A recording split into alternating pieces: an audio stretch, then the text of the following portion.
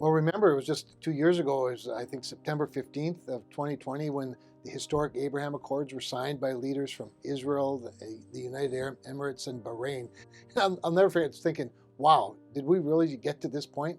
And then it was just like 10 months later, on December 10th, that Israel and Morocco also signed this normalization agreement. And this was a significant moment and an important step toward normalization between Israel and neighboring Arab countries.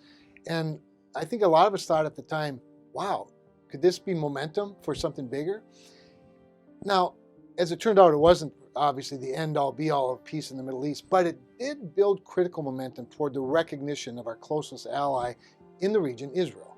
Today, leaders of both Saudi Arabia and Israel believe they're on the cusp of normalizing relations, something that would have been unthinkable prior to the Abraham Accords. I remember after the Abraham Accords calling the ambassador from Saudi Arabia, Princess Rima, and asking her if this could happen someday.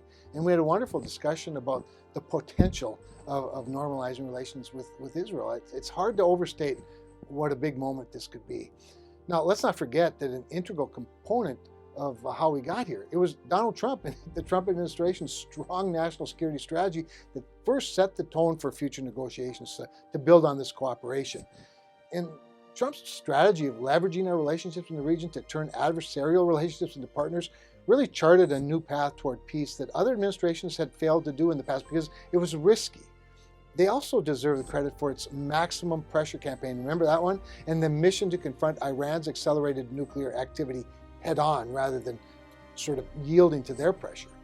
In contrast, the current administration and the one previous to the Trump administration put maximum pressure on our friends and our allies in the region while coddling Iran for false hope of somehow restoring the failed nuclear deal of that first Obama administration. So from the very start, President Biden set this unnuanced, confrontational tone with Saudi Arabia. Now, granted, they're not the greatest friend in the world, but they're a pretty darn important ally most of the time. He even openly bashed Saudi's participation in fighting Iranian proxies in Yemen. Again, why wouldn't Saudi Arabia fight, for themselves against the Iranian proxies? The administration simultaneously blamed the Saudis for our high gas prices, based, frankly, on the Biden administration's bad policies, clamping down on domestic production and begging the Saudis to increase theirs. The most upside-down geopolitical and environmental policy I can think of in ages.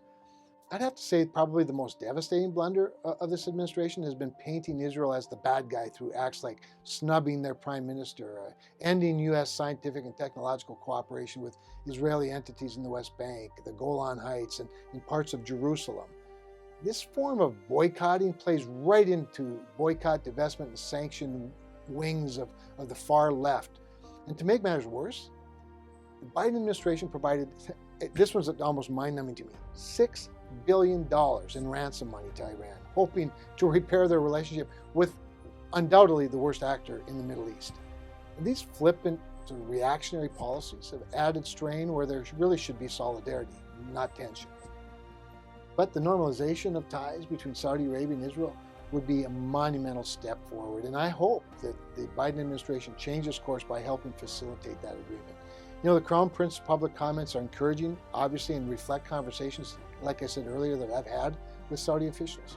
But ultimately, it's in the United States' best interest to support normalization among our friends and to establish a united front against the disruptor-in-chief Iran.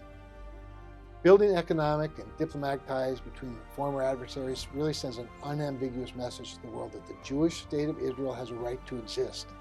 They have a right to exist, and those who stand with them are stronger than those spreading discord and strife. Republicans and Democrats alike should be unequivocally clear and united on this front.